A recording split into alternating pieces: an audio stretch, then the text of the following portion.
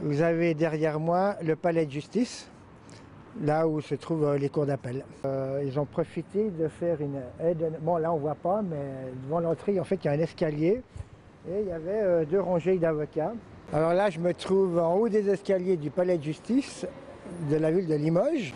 Et quand on est revenu ici, on est tombé sur la grève des avocats.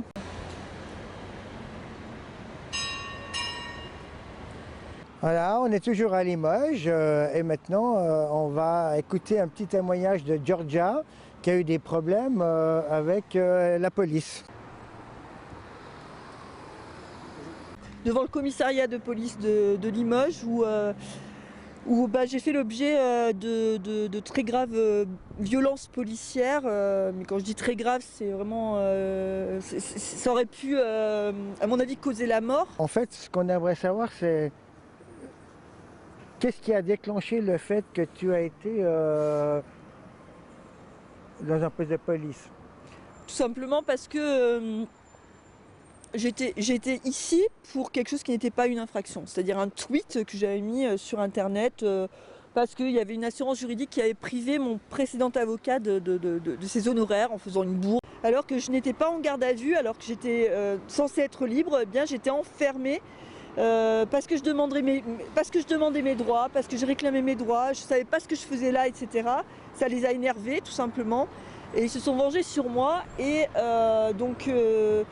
ils m'ont tapé, ils m'ont donc fait des hématomes partout, ils m'ont mis les menottes derrière, ils m'ont plaqué la tête sur les genoux et ont essayé de me mettre de force un casque de moto qui n'a un objet illégal Autant les menottes c'est un objet légal bien que ça m'a été mis illégalement, autant un casque de moto on se demandait, ils ont forcé sur ma tête donc ça aurait pu me péter les cervicales. Donc ce qui s'est passé pour Cédric à l'extérieur s'est passé pour moi ici.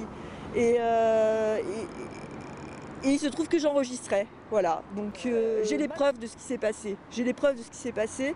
Ils m'ont mis en cellule avec ce casque sur la tête et c'est SOS Médecins qui s'est rendu compte de la bavure policière et qui m'a fait délivrer quelques heures après.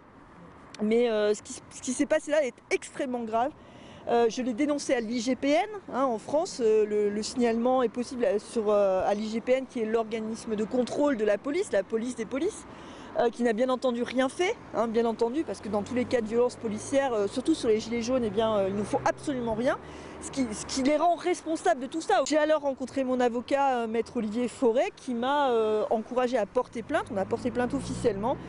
Et c'est là que la situation est devenue ubuesque. Il ne concerne pas moi, il me concerne tous ceux qui sont victimes de violences policières. Et vous voyez que ça explose. Qu'est-ce qui va arriver à tous ceux qui vont dénoncer à l'IGPN? Qu'est-ce qui va arriver à tous ceux qui vont porter plainte? Voilà, c'est pour ça que moi je vous encourage à venir le 21 février parce que c'est un procès. J'ai enregistré des violences policières, une détention arbitraire, un casque sur la tête qui n'a rien à faire là, etc. Et lui, il transforme la victime en coupable de manière à couvrir les policiers, je parle du procureur. Comme ça, les policiers se constituent partie civile, et on se retrouve, moi, être au tribunal correctionnel à encourir 1 an d'emprisonnement. Tous les pays européens nous considèrent comme le pays le plus corrompu, à cause des francs-maçons. Tout le monde le sait, c'est pas... Je pense pas que ça fasse une grande attractivité, ni pour les entreprises, ni pour quoi que ce soit.